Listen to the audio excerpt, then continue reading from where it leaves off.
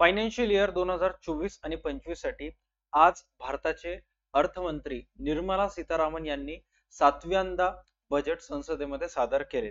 याच्या अगोदर 2019 पासून जर पाहायला गेलं तर 2019 मध्ये त्यांनी जवळपास 2 तास भाषण केलं होतं आणि आज कंपेअर करता 2024 मध्ये 1 तास 25 मिनिटांमध्ये जवळपास 85 मिनिट्स मध्ये त्यांनी भाषण केलं. या बजेटमध्ये आपल्या सर्व 11वी 12वी कॉमर्स किंवा बीकॉमच्या विद्यार्थ्यांसाठी किंवा स्पर्धा परीक्षेची तयारी करणाऱ्या किंवा सीए सीएस सीएमए करणाऱ्या सर्व विद्यार्थ्यांसाठी काय काय गोष्टी शिकण्यासारख्या आहेत याबद्दल आपल्याला पूर्णपणे डिस्कशन करायचं आहे. आणि इन फ्युचर मध्ये माझा प्लॅन नक्की असेल की सर्व बीकॉम करत असणाऱ्या विद्यार्थ्यांना असंच फायनान्स सेक्टरशी रिलेटेड या इन्फॉर्मेटिव्ह डेली तुम्हाला देण्याचा प्रयत्न मी करेन. बजेट बद्दल डिस्कशन करण्याच्या अगोदर सर्वप्रथम बजेट म्हणजे काय ही आपल्याला संकल्पना जाणून घ्यावी लागेल. आपल्या प्रत्येकाच्या फॅमिलीमध्ये आपण कुठं ना कुठं बजेट सारखेच काम करत असतो. बजेट म्हणजेच काय की वर्षभरामध्ये आपल्याला किती रुपये आले किंवा एखाद्या महिन्याभरात आपल्याला किती रुपये आले आणि ते आलेले पैसे आपण कोणत्या कोणत्या गोष्टीवर खर्च केलेत या जाणून घेण्याच्या प्रक्रियेला काइंड ऑफ बजेट असं म्हणू शकता. बजेटमध्ये 3 प्रकार असतात. एक संतुलित अंदाजपत्रक असते, तुटीचे अंदाजपत्रक असते आणि शिल्कीचे अंदाजपत्रक असते. हे आपण 11वी 12वीच्या कॉमर्सच्या पुस्तकामध्ये ऑलरेडी चर्चा केलंय. बट बजेट 2024 मध्ये असं काय एक्झॅक्ट स्पेशल आहे ते आपल्याला आजच्या ह्या व्हिडिओमध्ये कम्प्लीट डिस्कशन करायचं आहे. व्हिडिओ आवडल्यास तुम्हाला व्हिडिओ नक्की लाईक आणि मित्रांसोबत शेअर करायचा आहे. So without wasting any time फटाफट आजचा जो सेशन आहे तो आपण स्टार्ट करूयात. सर्वप्रथम चेक करा की आपल्या भारत जे सरकार आहे, भारत सरकारला जो 1 रुपया येतो तो 1 रुपये कोणत्या कोणत्या सेक्टर्स मधून ते भारत सरकारला येतं. तर सर्वात पहिले चेक करा की भारत सरकारला जे 1 रुपयापैकी 9 पैसे येतात ते नॉन टॅक्स रिसीटच्या फॉर्म मध्ये येतात. त्यानंतर आपण सर्व जे नागरिक भारतातले जीएसटी वगैरे पेड करतो तर त्या जीएसटीतून 1 रुपयापैकी 18 पैसे येतात.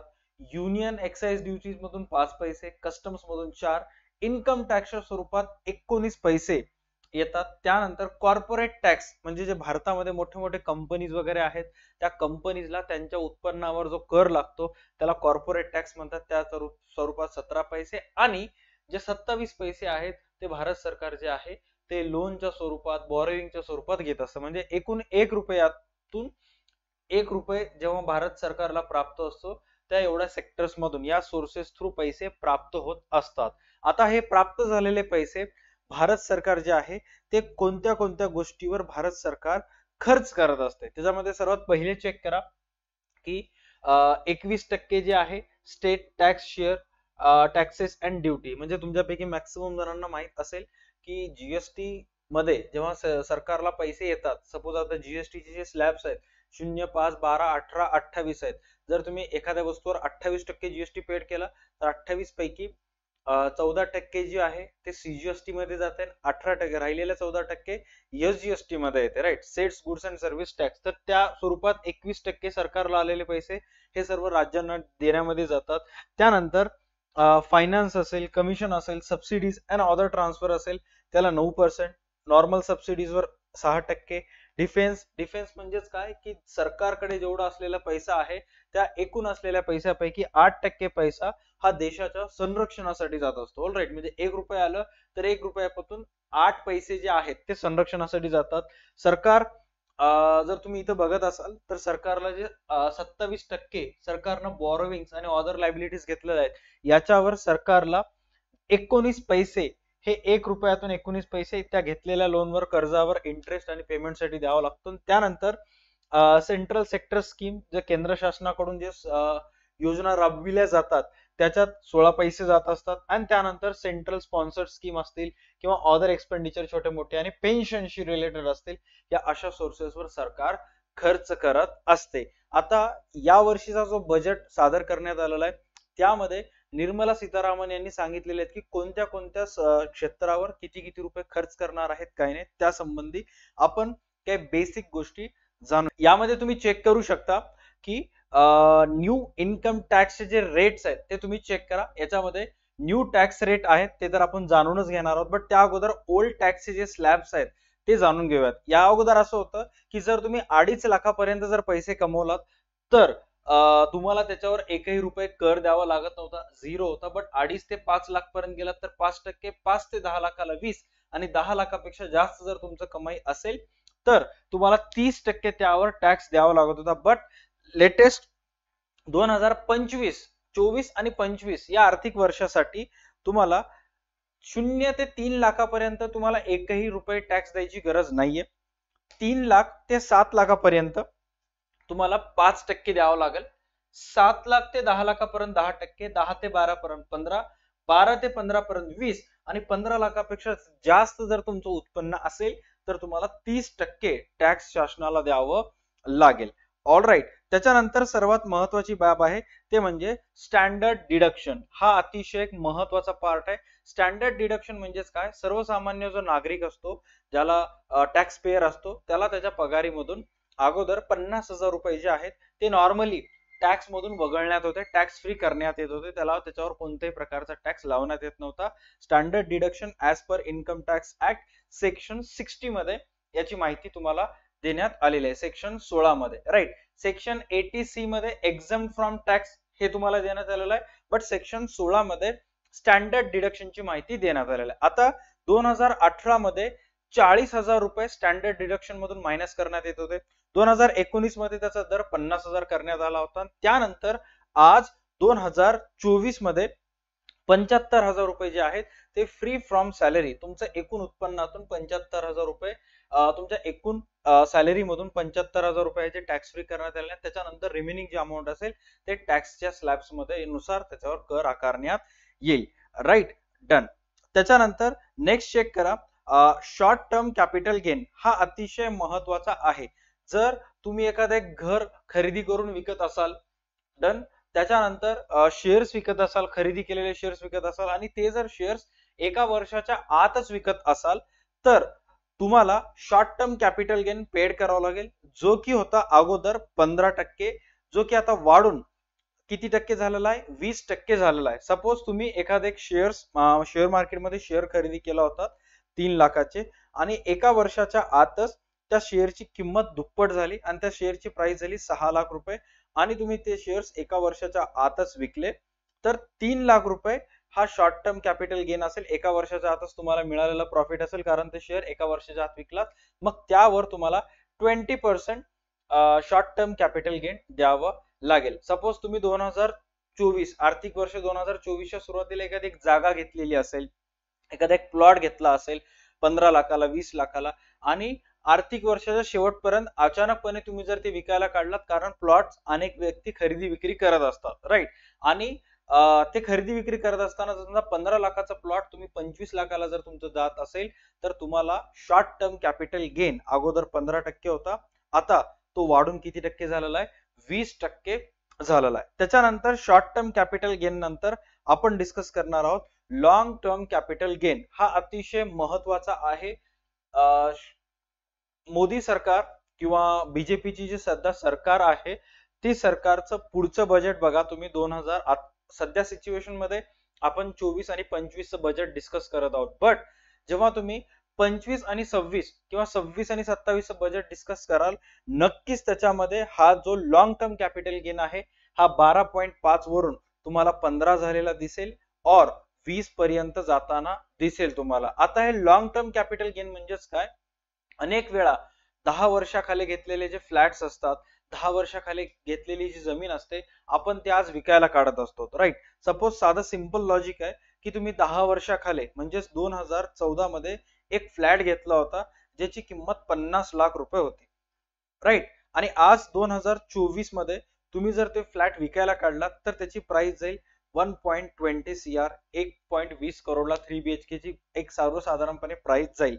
तर 50 लाखला घेतलेला जो फ्लॅट आहे तो तुम्ही 1,20,00,000ला विकत असाल तर तुम्हाला जे 70 लाख वरचे जे आहेत ते तुमच्यासाठी काय असेल, लॉंग टर्म कॅपिटल गेन असेल. एक्स्ट्रा कितीचा फायदा तुम्हाला होतोय, 50 लाखाला घेतलेला फ्लॅट 2024 मध्ये 1,20,00,000ला जात आहे तर त्या 70 लाखांवर तुम्हाला 12.5% गव्हर्नमेंटला लॉंग टर्म कॅपिटल गेन द्यावं लागेल, जे की एक ह्यूज अमाऊंट असेल जे तुम्हाला शासनाला कंपल्सरी पेड करावा लागेल. आणि काय सांगण्यात आलेलं आहे, आणि तो जर कॅपिटल गेन 1 लाखापेक्षा जास्त असेल तरच, राईट. समजा तुम्ही 10 वर्षाखाली 5 वर्षाखाली 1 लाखलाच घेतला होता आणि आज 1,20,000ला विकला, म्हणजे 20,000 रुपये तुमचं फक्त एक्स्ट्रा तिथून प्रॉफिट झाला, तर ते होणार नाही. कॅपिटल गेन लागू होण्यासाठी तुमचा जो प्रॉफिट आहे तो 1 लाखापेक्षा काय असला पाहिजे, जास्त असला पाहिजे. फायनान्शियल इयर मध्ये 10% होता लॉंग टर्म कॅपिटल गेन, आता तो वाढून किती झाला, 12.5%. याच्यावर व्यवस्थित नजर ठेवून राहा सर्व कॉमर्सच्या विद्यार्थ्यांनी. पुढच्या वर्षी जेव्हा बजेटचा व्हिडिओ मी करेन याच्यावर आपण नक्की डिस्कशन करूयात, कारण हा 15%ला गेलेला असेल. All right, done. त्याच्यानंतर नेक्स्ट आहे increase in securities transaction tax. आता सिक्युरिटीज ट्रान्झॅक्शन टॅक्स याला STT असं नाव देण्यात आलेलं आहे. सर्वप्रथम 2004 मध्ये पी चिदंबरम यांनी टॅक्स सिस्टम मधला हा लूप होल माहित केला होता. म्हणजे ह्या STT नुसार अगोदर जर तुम्ही शेअर खरेदी विक्री केला तर तिथं टॅक्स लागत नव्हते, बट ही गोष्ट चिदंबरम यांच्या लक्षात आली. त्यावेळेस ते फायनान्स मिनिस्टर होते आणि त्यांनी 2004 मध्ये हा लागू केला. हा जो आहे तुम्हाला प्रॉफिट असेल शेअर्स खरेदी विक्री करत असताना और लॉस असेल, STT कंपल्सरी पेड करावं लागतं. कधी पेड करावं लागते, जेव्हा जेव्हा तुम्ही शेअर्स विक्री कराल त्यावेळेस तुम्हाला कंपल्सरी पेड करावं लागते. शेअर्स खरेदी करत असताना लागू होत नाही, बट शेअर्स जेव्हा तुम्ही विक्री करता त्यावेळेस लागू होते. कशावर चार्ज होईल, इक्विटीज असेल, ऑप्शन्स मध्ये करत असाल, डेरिव्हेटिव्ह मध्ये करत असाल, म्युच्युअल फंड्स मध्ये जर तुम्ही खरेदी विक्री करत असाल, इन्व्हेस्टेड अमाऊंट इन्व्हेस्ट करून बाहेर काढत असाल, तर अशा वेळेस तुम्हाला STT लागतो, जो की अगोदर होता 0.0625% होता, ज्याला आता वाढून 0.1% करण्यात आलेला आहे, जो की एक ह्यूज अमाऊंट आहे. All right, done. त्याच्यानंतर नेक्स्ट पॉइंट आहे अदर टॅक्सेशन चार्जेस. बघा याच्यामध्ये यांनी एबोलिश एंजल टॅक्स हा अतिशय महत्वाचा आहे. एबोलिश म्हणजे काय, रद्द करणे किंवा नष्ट करणे. एंजल टॅक्स म्हणजेच काय की करंट सिच्युएशन मध्ये अनेक स्टार्टअप जे आहेत ते फंड रेज करत आहेत, राईट. सध्या काल परवा एमक्युअर फार्मास्युटिकल्स यांनी त्यांचा IPO आणला होता आणि मोठ्या प्रमाणावर अमाऊंट रेज केली होती. तर असे जेव्हा स्टार्टअप सुरुवातीला अमाऊंट रेज करतात, मोठ्या प्रमाणावर पैसे कलेक्ट करतात, तर गव्हर्नमेंटनं त्यांच्यासाठी एंजल टॅक्स लागू केला होता 2012 जो की जवळपास 30.9% होता. समजा तुमच्या कंपनीनं कॅपिटल रेज केलं 1 करोड रुपये, तर त्यातले 30 लाख रुपये तर सरकार ऍज अ टॅक्सच्या फॉर्म मध्ये तुमच्याकडून घेत होती. बट निर्मला सीतारामन यांनी एंजल टॅक्स पूर्णपणे काय करण्यात आलेला आहे, त्यांच्या मार्फत रद्द करण्यात आलेला आहे. आज जेव्हा बजेटमध्ये त्यांचं भाषण चालू होतं या पर्टिक्युलर संबंधी, तेव्हा अनेक व्यक्तींनी जेव्हा त्यांनी एबॉलिश एंजल टॅक्स असं त्यांनी म्हटलं होतं, पूर्ण संसदेमध्ये टाळ्या वाजवायची जी प्रोसेस नाही ते असं टेबल बडवतात, तर टेबल बडवणं चालू केलं होतं. कारण ह्याची मांग, ह्याची जी डिमांड आहे अनेक एंटरप्रेन्युअर्स मार्फत करण्यात येत होती. तुम्ही जर CNBC न्यूज बघत असाल किंवा झी बिझनेस बघत असाल, तर त्याच्यामध्ये शार्क टँक इंडिया मधले जे जजेस आहेत त्यांनी सुद्धा त्या शो मध्ये येऊन अनेक वेळेला मागणी केलेली होती की एंजल टॅक्सेस कुठं ना कुठं रद्द करायला पाहिजे. कारण कोणताही जो स्टार्टअप आहे सुरुवातीला जेव्हा बिझनेस स्टार्ट करत असतो, तर बिझनेस स्टार्ट करत असताना त्याला जेव्हा पैशाची गरज असते म्हणून तर ते लोकांकडून पैसे घेत असतात, राईट.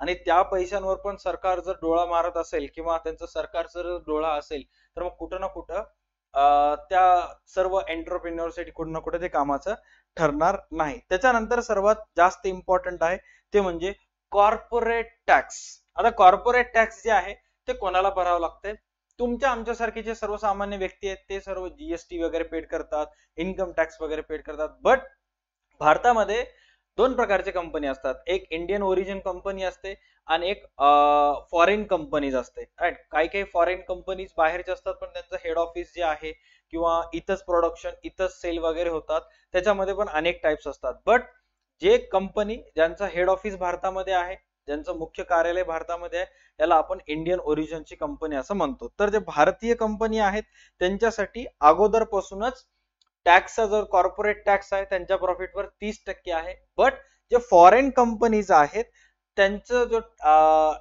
इन्कम टॅक्स होता त्यांच्या उत्पन्नावर, त्यांच्या नेट प्रॉफिटवर जो कर आकारण्यात यायचा तो अगोदर 40% होता, त्याला कमी करून 35% करण्यात आलेला आहे. आता या फॉरेन कंपनीकडून जेही कॉर्पोरेट टॅक्स असेल ते कोण कलेक्ट करतं? सेंट्रल गव्हर्नमेंट कलेक्ट करतं. कशावर कलेक्ट करण्यात येतं? त्यांच्या नेट प्रॉफिटवर कलेक्ट करण्यात येतं. डोमेस्टिक कंपनीचं जे प्रॉफिट आहे ते 30% आहे. डोमेस्टिक कंपनीचं प्रॉफिट 30%, नेट प्रॉफिटवर 30% टॅक्स पेड करावा लागेल.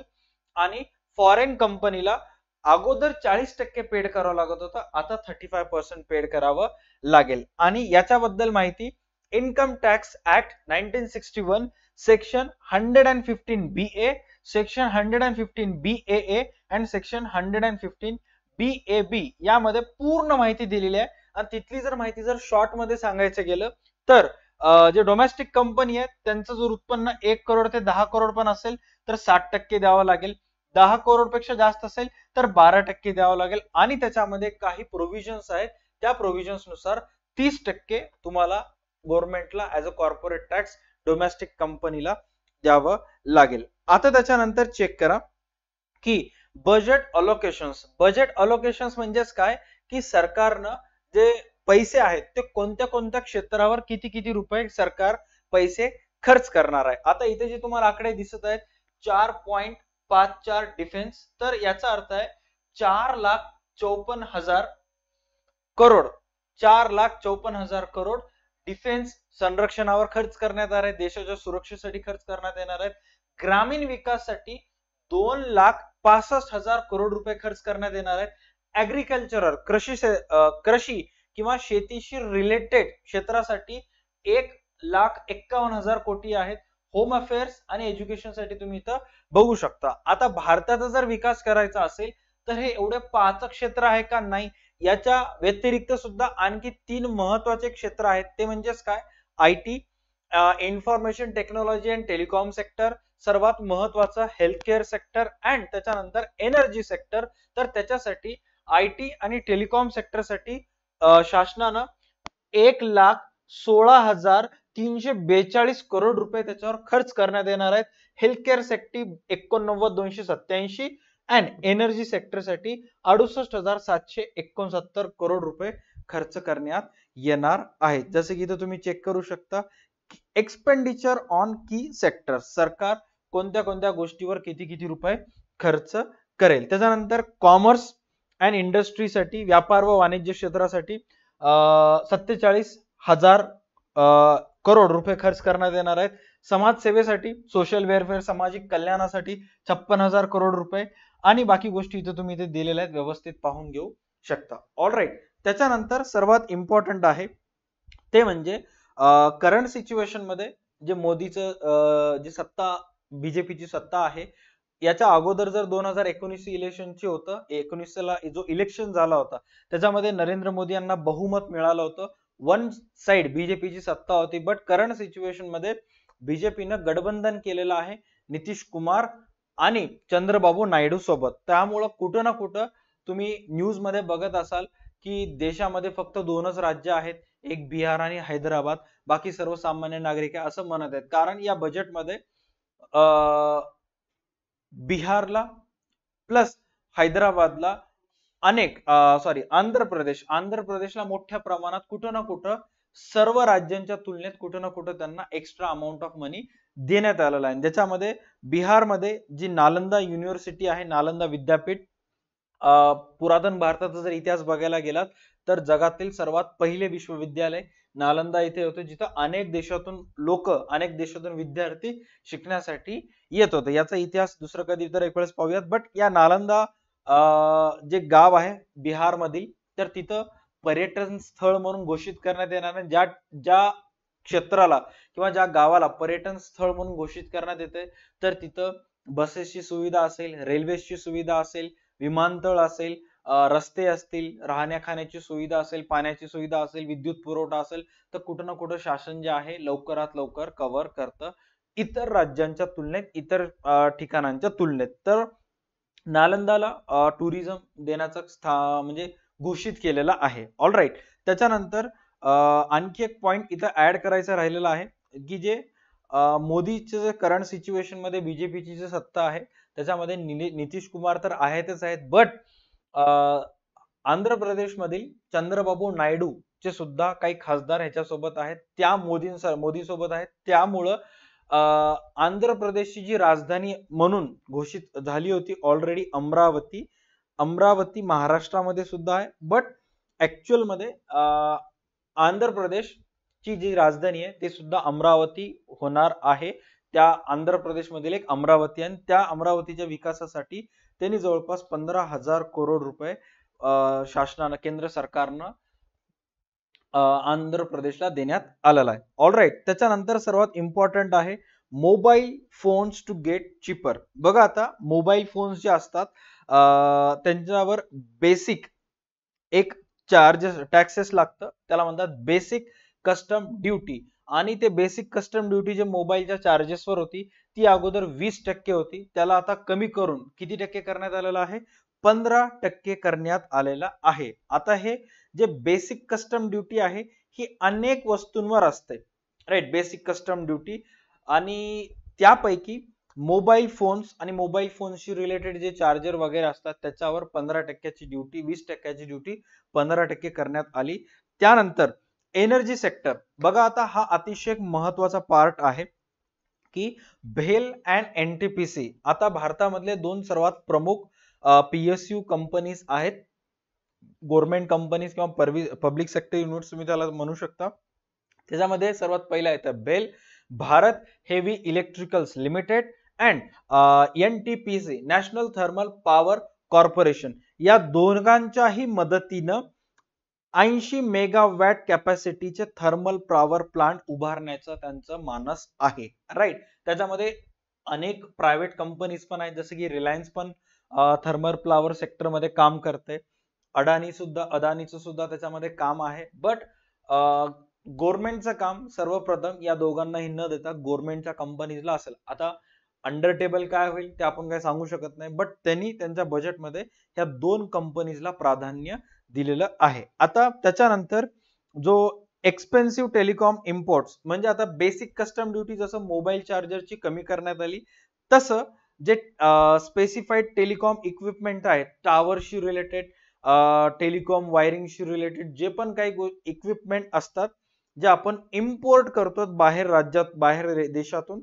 तर त्याच्यावर त्यांनी 10%ची ड्युटी वाढून 15% करण्यात आलेली आहे. म्हणून मे बी कुठं ना कुठं इथून तुम्हाला BSNL चे सुद्धा, वोडाफोन आयडियाचे सुद्धा जे टॅरिफ प्लॅन्स आहेत त्यांचे सुद्धा रिचार्जेस वाढताना दिसतील, कारण त्यांच्यासाठी लागणारे इक्विपमेंटचा दर वाढल्यामुळे कॉस्ट वाढतो, कॉस्ट वाढल्यामुळे वस्तूची किंमत कुठं ना कुठं वाढताना दिसेल. त्याच्यानंतर सर्वात महत्वाचं आहे पीएम आवास योजना. बघा आता पीएम आवास योजना अंतर्गत अनेक दारिद्र्य रेषेखालील व्यक्तींना किंवा गरजू व्यक्तींना त्यांचे क्रायटेरिया आहे, घर बांधून मिळत असतात, म्हणजे पैसे देण्यात येतात आणि मग तुम्हाला ते बांधून वगैरे घ्यावं लागतं. तर आता इथं 3 crore additional houses have been announced by the government. गव्हर्नमेंटनं अनाउन्स केलेलं आहे की 2024 आणि 25 या आर्थिक वर्षामध्ये 3 करोड घरे बांधण्याचं काम पूर्ण होईल. आता हे सर्व कामं गव्हर्नमेंट करत नाही, हे सर्व कामं काय करते, गव्हर्नमेंट टेंडर सोडते आणि मग प्रायव्हेट कंपनीजला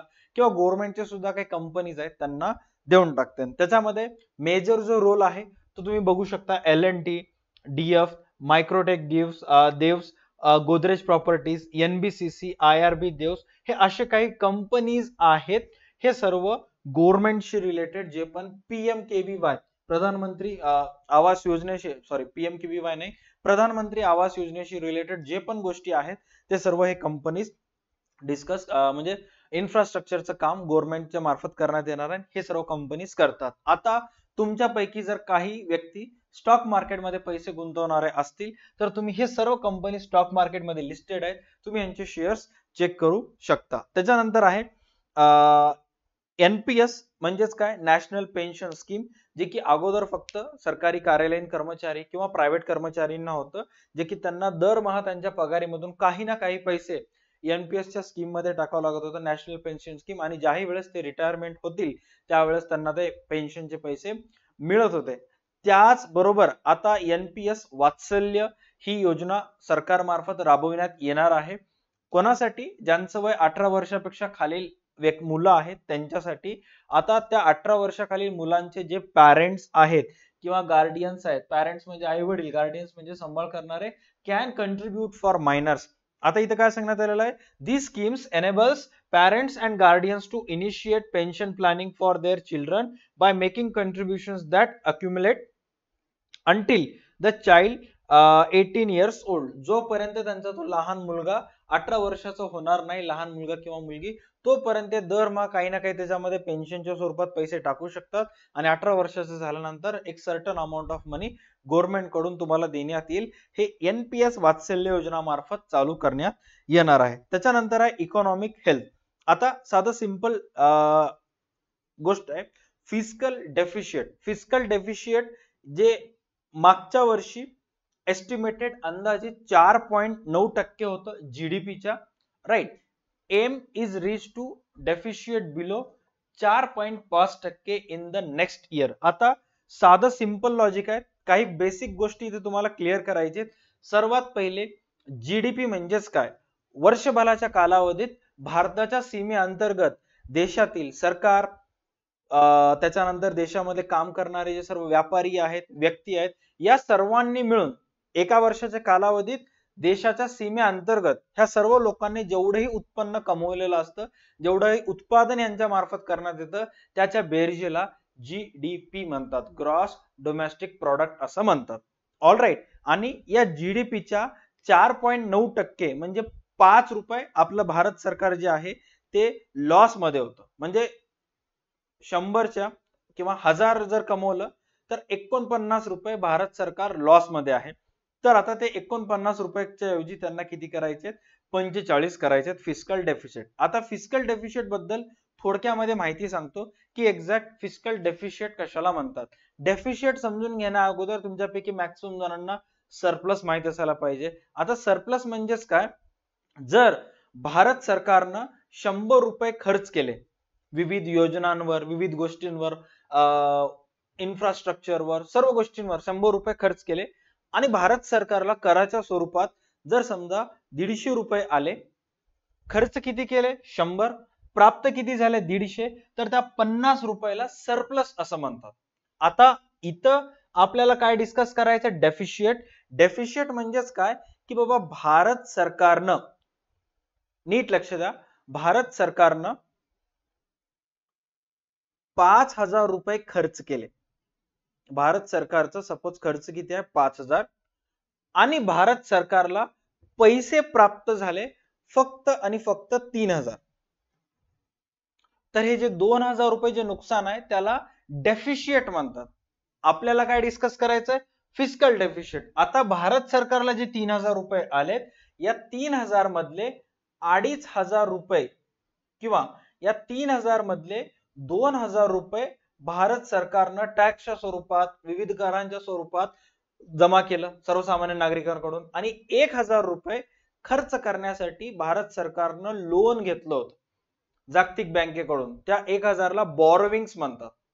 तर या 5000 मधून बॉरोविंग्सला जर सोडलं तर राहिले किती 2000 रुपये. 5000 मधून 2000 रुपये गेले, 3000 ला क्लिअर कट म्हणतात फिस्कल डेफिशिएट. राईट, त्याला काय म्हणतात फिस्कल डेफिशिएट. सूत्र काय सांगण्यात आलेलं आहे, टोटल एक्सपेंडिचर, टोटल खर्च किती आहे 5, टोटल रिसिप्ट आले किती 3, 5 खर्च आहे आले 3, या 3 मधून बॉरोविंग मायनस करायची. बॉरोविंग म्हणजेच काय, लोकांकडून शासनाला घेतलेलं कर. आता शासन जे आहे लोकांकडून कर घेत नाही, बट शासन जे आहे वर्ल्ड बँकेकडून वगैरे अनेक प्रकारच्या संस्थांकडून खर्च वगैरे करण्यासाठी कराच्या स्वरूपात, कर्जाच्या स्वरूपात पैसे घेत असते. तर हे बॉरोविंग तुम्हाला मायनस करायची आहे. 5000 मधून 2000 मायनस करा, except borrowing, total receipt 5000, total expenditure 5, receipt 2, जे 3000 रुपये त्याला म्हणतात फिस्कल डेफिशिएट. राईट. आता हे जे सरकार कॅपिटल एक्सपेंडिचर करते, छोटे मोठे खर्च वगैरे करते, त्या कॅपिटल एक्सपेंडिचर मध्ये किंवा टोटल एक्सपेंडिचर मध्ये 2 प्रकारच्या एक्सपेंडिचरचा समावेश असतो. एक कॅपिटल एक्सपेंडिचर आणि दुसरा रेव्हेन्यू एक्सपेंडिचर. All right, done. आता सरकारचं जो म्हणणं आहे की बाबा हा जो फिस्कल डेफिशिएट आहे, जे इथे तुम्हाला आता 3000 रुपये दिसत होतं, हा फिस्कल डेफिशिएट जेवढाही असेल तो अगोदर होता जीडीपीच्या 4.9%, तो कमी करून सरकारला करायचा आहे 4.5%. डन. त्याच्यानंतर आहे प्रधानमंत्री ग्राम सडक योजना. बघा सर्वप्रथम अटल बिहारी वाजपेयी जेव्हा प्रधानमंत्री होते त्यावेळेस प्रधानमंत्री ग्राम सडक योजनाची सुरुवात झाली होती. त्या अंतर्गत 2000 मध्ये पहिला फेज चालू झाला होता आणि दुसरा फेज 2013च्या कालावधीमध्ये चालू झाला, तिसरा फेज 2019 मध्ये चालू झाला आणि आता चौथा फेज जो आहे तो 2024 मध्ये चालू होत आहे. त्याच्यानुसार जवळपास 25,000 गावांना कनेक्ट करण्याचा त्यांचा मानस आहे, राईट, फेज 4 मध्ये. त्यानंतर सर्वात महत्वाचं की सरकारनं इन्फ्रास्ट्रक्चरवर, राईट, इन्फ्रास्ट्रक्चरवर मोठ्या प्रमाणावर अमाऊंट खर्च करत आहे. किती रुपये खर्च करत आहे? 11,11,000 करोड रुपये खर्च करत आहे, जे की infrastructure development up from almost 9.5 lakh crore last year. मागच्या वर्षी 9.5 लाख करोड रुपये खर्च केले होते, जो की दर वाढून या वर्षी 11.11 लाख करोड झालेला आहे, जो की भारताच्या जीडीपीच्या ऑलमोस्ट 3.4% आहे. म्हणजे देशातलं सरकार वर्षभरात जेवढेही पैसे जीडीपीच्या थ्रू रेज करत आहे, जेवढी भारताची जीडीपी आहे, ग्रॉस डोमेस्टिक प्रोडक्शन, त्या एकूण जीडीपीच्या 3% इन्फ्रास्ट्रक्चरवर खर्च करणार आहे. वापस हे सेम इन्फ्रास्ट्रक्चर कोण खर्च करेल किंवा कोण तयार करेल? L&T नावाची कंपनी आहे, DLF, मायक्रोटेक डेव्स. आता तुम्ही जर राम मंदिर जर बघाल, राम मंदिर सुद्धा शासनामार्फत इन्फ्रास्ट्रक्चरचा एक मोठा प्रोजेक्ट आहे. हा कोण केला होता? L&T ने केला होता. 2018-19 मध्ये गुजरातमध्ये स्टॅच्यू ऑफ युनिटीचे निर्माण करण्यात आलं होतं, ते सुद्धा कोणामार्फत करण्यात आलं होतं? L&T मार्फत. असे जे मोठे मोठे प्रोजेक्ट असतात, हे सर्व प्रोजेक्ट इन्फ्रास्ट्रक्चर मध्ये येतात आणि ह्या सर्व कंपनीला ते मिळत असतं. All right, done. त्याच्यानंतर आहे सोलार पॉवर ग्रीड. आता बघा, सोलार पॉवर ग्रीड साठी या अगोदर 2023 आणि 24च्या बजेटमध्ये 4,970 करोड रुपयाची तरतूद होती, जी की दुपटीनं वाढलेली आहे. 10,000 करोड रुपये शासन या वर्षी सोलार पॉवरवर खर्च करणार आहे. आता हे खर्च कशाच्या स्वरूपात करतात? तर शासनाची एक योजना असते, त्या योजनेचं नाव आहे PM सूर्यघर मुफ्त बिजली योजना, ज्या अंतर्गत तुम्ही जर तुमच्या घरात सौर पॅनल बसवत असाल तर जेवढी त्या सौर पॅनलची कॉस्ट असेल त्या कॉस्टच्या 40% सबसिडी तुम्हाला मिळते आणि ते पैसे शासनामार्फत तुम्हाला देण्यात येत असतात, राईट. तर अशाच सबसिडीसाठी जे पण पैसे वगैरे लागत असतात तर ते पैसे शासन देत असतं. त्याच्यावर सरकार 10,000 करोड रुपये खर्च करणार आहे. त्याच्यानंतर सर्वात महत्वाचं आहे न्यूक्लिअर पॉवर प्रोजेक्ट्स, राईट, ज्याला आपण अणुऊर्जा प्रकल्प असं सुद्धा म्हणतो, जो की अतिशय महत्वाचा आहे. करंट सिच्युएशन मध्ये भारतामध्ये थर्मल पॉवर प्लांट्स आहेत, न्यूक्लिअर पॉवर प्लांट्स आहेत, विंड एनर्जी आहेत, सोलार एनर्जी आहे. म्हणजे तुम्हाला जर विजेची गरज असेल, विंड एनर्जी म्हणजेच काय? पवनचक्कीच्या साहाय्याने तुम्ही एनर्जी जनरेट करू शकता. थर्मल पॉवर प्लांट्स असतील, न्यूक्लिअर पॉवर प्लांट असतील किंवा मग सोलर एनर्जी असेल, या सोर्सेस थ्रू तुम्ही एनर्जी जनरेट करू शकता. तर 2023 आणि 24 मध्ये न्यूक्लिअर पॉवर प्रोजेक्ट साठी भारत सरकारनं एस्टिमेटेड बजेट त्यांचा होता 442 करोड रुपये, जो की नियर अबाउट आता 5 पटीनं वाढून ते 2228 करोड रुपये त्याच्यावर खर्च करणार आहेत. अगोदरपासून जे प्रकल्प आहेत त्याच्यात सुधारणा करण्यासाठी, त्याच्यामध्ये एक्सपेन्शन करण्यासाठी आणि प्लस भारतामध्ये अनेक असे अणुऊर्जा प्रकल्प उभारणीसाठी. करंट सिच्युएशन मध्ये जर तुम्ही बघताल तर भारतामध्ये गुजरात इथे एक ॲटोमेट पॉवर प्रोजेक्ट आहे, पॉवर स्टेशन आहे, Kakrapar atomic power station. I don't know exact याचं प्रोनाउन्सिएशन कसं आहे, बट मी ट्राय करत आहे. मद्रास ॲटॉमिक पॉवर स्टेशन, जे की कालपक्कम मद्रास मध्ये आहे, जे की 1984 पासून आहे. तामिळनाडू असं एक राज्य आहे की जिथं 2 पॉवर स्टेशन आहेत. त्यानंतर उत्तर प्रदेश मध्ये नारोरा ॲटॉमिक पॉवर स्टेशन, जे की 1991 पासून आहे. कायगा न्यूक्लिअर पॉवर प्लांट कर्नाटकमध्ये 2000 पासून आहे. Rajasthan atomic power station Rajasthan 1973 पासून आहे. महाराष्ट्रामध्ये 1969 पासून तारापूर ॲटॉमिक पॉवर स्टेशन आहे. अँड त्याच्यानंतर कुडनकुलम न्यूक्लिअर पॉवर प्लांट जो की तामिळनाडूमध्ये 2013 पासून आहे. हे सर्व पॉवर प्लांट्स आहेत आणि या सर्व पॉवर प्लांट्सवर 2228 करोड रुपये शासन खर्च करणार आहे, जे की अतिशय ह्यूज डील आहे, मोठी डील आहे. त्याच्यानंतर सर्वात महत्वाचा येतो तो म्हणजे development of semiconductor and display manufacturing. बघा, मागच्या 10 वर्षामध्ये जेव्हापासून स्मार्टफोन, इंटरनेट, मोबाईल बँकिंग अशा सर्व गोष्टी झालेल्या आहेत, मॅक्सिमम काम तुमचं मोबाईल करत आहे आणि प्रत्येक भारतीय नागरिकांचं स्क्रीनिंग टाइम वाढलेला आहे. भारतामध्ये जेवढे इलेक्ट्रॉनिक डिव्हाइसेस मागच्या 10 वर्षामध्ये यूज होत नव्हते तेवढे इलेक्ट्रॉनिक डिव्हाइसेस, तेवढे इलेक्ट्रॉनिकचे सेल या एका वर्षामध्ये 2 वर्षामध्ये होत आहे. आणि हे सर्व इलेक्ट्रॉनिक डिव्हाइसेस असतील, हे सर्व मोबाईल सारखे गॅजेट्स वगैरे असतील, टॅब्स असतील, टीव्हीज असतील, या सर्व गॅजेट्स मध्ये, या सर्व इलेक्ट्रॉनिक डिव्हाइसेस मध्ये दोन गोष्टी अतिशय महत्वाच्या असतात. ते म्हणजे ते सर्व इलेक्ट्रॉनिक डिव्हाइसेस चालण्यासाठी सेमीकंडक्टर्स अँड त्या सर्व डिव्हाइसेस वर लागणारे डिस्प्ले मॅन्युफॅक्चरिंग, राईट, डिस्प्ले जे लागत असतात. तर आता ह्या सर्व गोष्टींसाठी आतापर्यंत बिफोर लॉकडाऊन भारत जो आहे तो 70% भारताचा मार्केट हा चीनवर अवलंबून होता. म्हणजे कोणती स्क्रीन वगैरे येत असेल, कोणतेही सेमीकंडक्टर चिप येत असेल तर ते तिथून भारतामध्ये येत होतं. आणि भारत सरकार 2023 आणि 24 मध्ये याच्यावर 3000 करोड रुपये खर्च करत होते. आता त्याचं खर्च वाढून 2024 आणि 25 मध्ये 6903 करोड रुपये खर्च करत आहे. गॅरंटीड 2025 आणि 26च्या बजेटमध्ये हा आकडा वाढून जो आहे तो 15,000 करोड पर्यंत जाईल. कारण या क्षेत्रामध्ये शासनाला आणि भारतातील सर्व कंपन्यांना मोठ्या प्रमाणावर प्रॉफिट याच्यामध्ये मिळतो. जसं जसं भारताची लोकसंख्या वाढेल, जसं जसं भारतातले products all over the world मध्ये हळूहळू सेल व्हायला स्टार्ट होतील, तसं मोठ्या प्रमाणावर इथून अर्निंग होईल. करंट सिच्युएशन मध्ये हे जे डिस्प्ले मॅन्युफॅक्चरिंग असतील, सेमीकंडक्टर चिप असतील, हे कोणते कोणते कंपनीज बनवतात?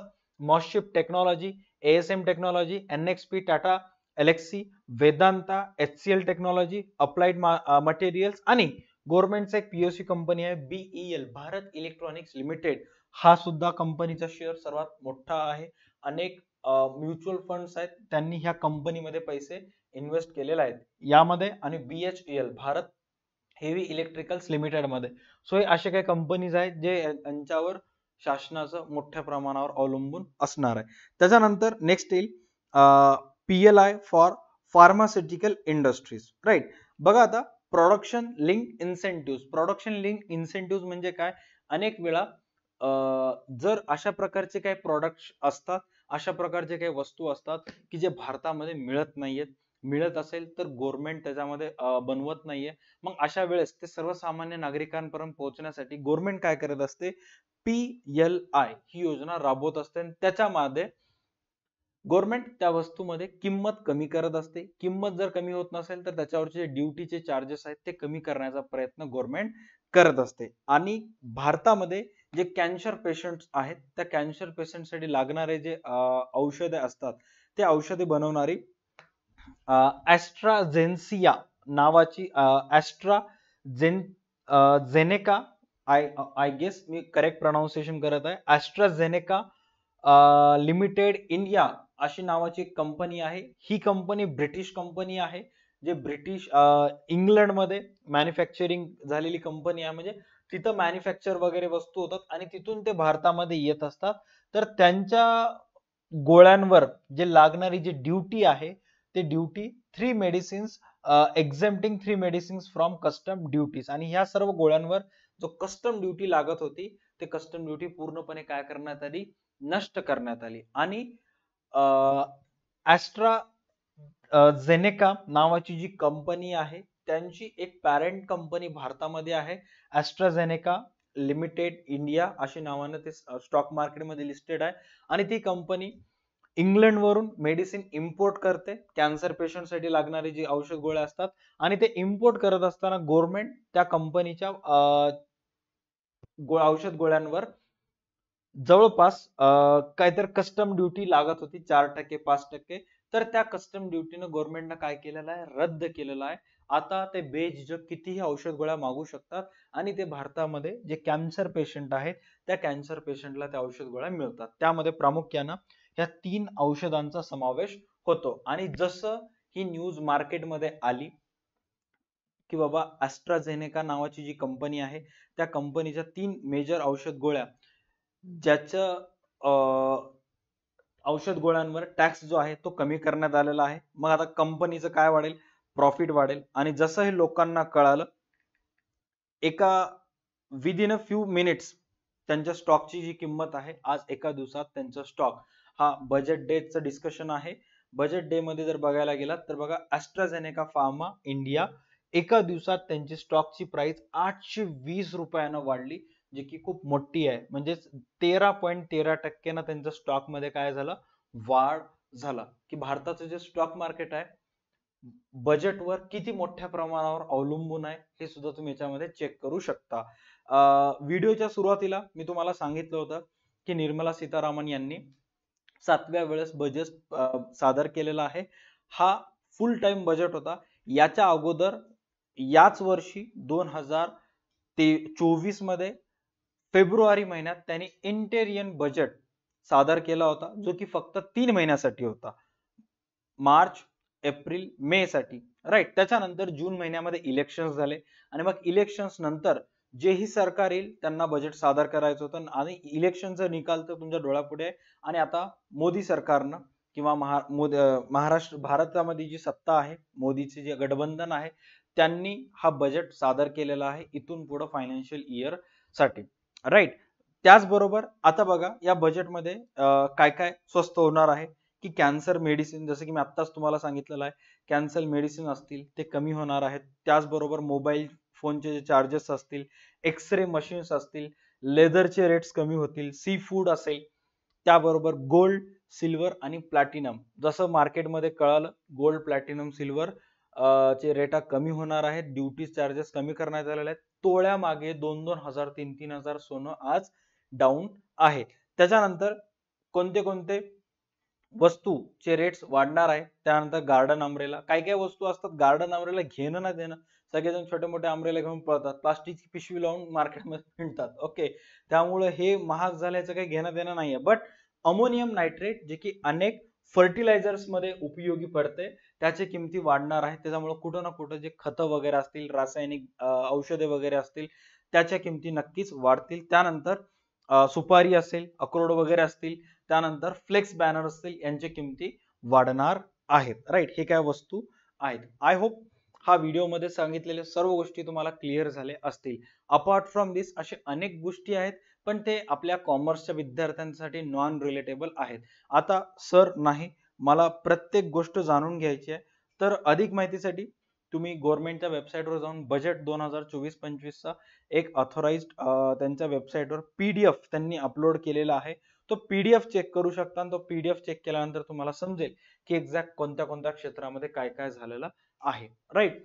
आय होप हा व्हिडिओ तुम्हाला सर्व कॉमर्सच्या विद्यार्थ्यांना, 11वी 12वी बीकॉमच्या विद्यार्थ्यांना, त्याचबरोबर जे स्पर्धा परीक्षेची तयारी करत आहेत त्या सर्व विद्यार्थ्यांना आवडला असेल. माझा एक छोटासा प्रयत्न आहे, इनिशिएटिव्ह आहे की इथून पुढे आठवड्यातून 2 ते 3 व्हिडिओज असे इंटरेस्टिंग तुम्हाला मी देईन, जेणेकरून तुम्हाला जे मार्केटमध्ये चालू आहे, जे आपल्या भारतामध्ये चालू आहे, जे आपल्या भारताच्या इकॉनॉमी मध्ये चालू आहे, ते तुम्हाला माहित असेल, सर्व अपडेट असाल. अशाच प्रकारच्या व्हिडिओसाठी व्हिडिओला लाईक करा, चॅनलला सबस्क्राईब करा. भेटूयात पुढच्या क्लासमध्ये. तोपर्यंत पाहत राहा तुमचा आवडती युट्यूब चॅनल DHU अकॅडमी. चला bye, take care and stay connected. भेटूयात पुढच्या क्लासमध्ये.